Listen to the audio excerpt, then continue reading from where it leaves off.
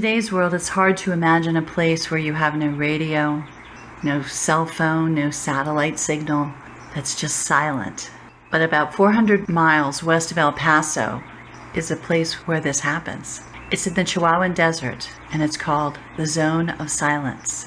It's in northern Mexico, and it's hot, arid desert. The region has been pretty much all but undiscovered because it's so hard to get to, and it really is a very difficult place to survive. But the name Zone of Silence was not given until 1966 when Pemex, the national oil company, sent an expedition to explore the area. The leader, Augusto Harry de la Peña, was frustrated by the problems he was having with his radio, so he christened it the Zone of Silence. But on July 11, 1970, this area made headlines again. An Athena rocket was launched from a U.S. Air Force base in Green River, Utah, as part of a scientific mission to study the upper atmosphere. It was supposed to come down near White Sands, New Mexico, but instead it went astray for some reason and crashed into the heart of the Zone of Silence. On July 11, 1970, Henry Kissinger wrote this memo that said, at 5 a.m. EDT today, an Athena rocket test-fired from the Green River, Utah, overshot its target at White Sands, New Mexico, and impacted 180 to 200 miles south of the Mexican border. Since the missile made an abnormal re-entry into the atmosphere, it is believed that less than 100 pounds of debris actually impacted on the ground.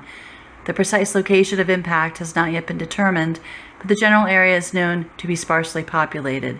The State Department has notified the Mexican government, which has indicated its willingness to gain clearance and assist in the search efforts. The cleanup effort was long, costly, and included the construction of a road through the Mapimi Desert to excavate hundreds of tons of soil from this impact site. The scale of the cleanup was due to the fact that the rocket was carrying 2 small vials of cobalt-57, an isotope used to enhance radioactive fallout with the intention of contaminating large areas of land, commonly referred to as a salted bomb. In fact, there seems to be a good amount of evidence pointing to the fact that the ramifications of a misfired rocket impacting foreign soil were not only considered prior to the construction of the Green River Launch Complex, but were taken seriously enough to halt launch plans at other facilities for fear of triggering an international incident. Werner von Braun,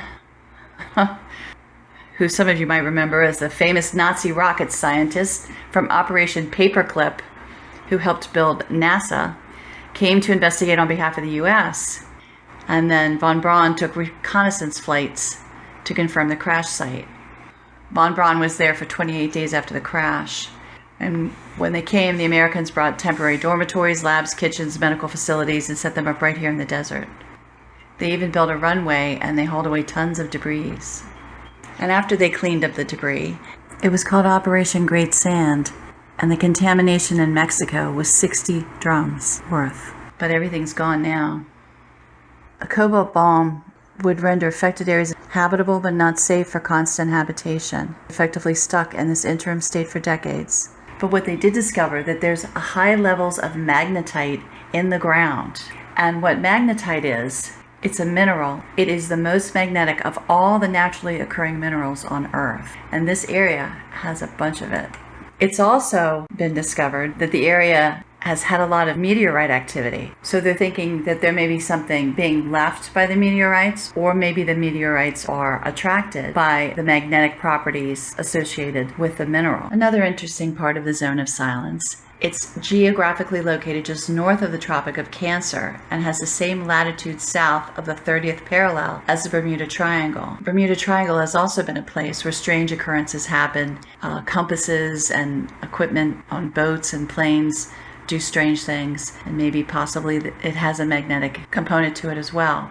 Now, besides all of this activity, there's also a number of strange sightings and other things that have come out of this area. Residents of the Zone of Silence for years reported seeing disc-shaped flashing orbs streaking across the sky.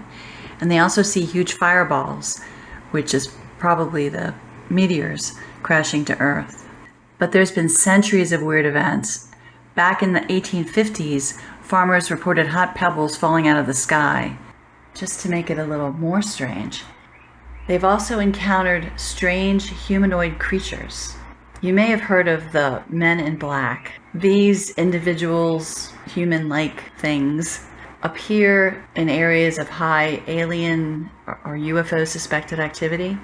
They're usually dressed in black, and they're tall, and they're this very pale, blonde, kind of strange-looking people. And in the zone of silence, one ranch family claims that they're visited by a trio of these, 2 males and a female, who speak Spanish. The story told in this area is that they only asked for water, never for food. And then when one rancher asked where they came from, they said from above. So take that as you will. The Mapimi Biosphere Reserve was established in 1977, and it's a UNESCO Biosphere Reserve. Supposedly, what they investigate here is the scrubland and desert ecosystems.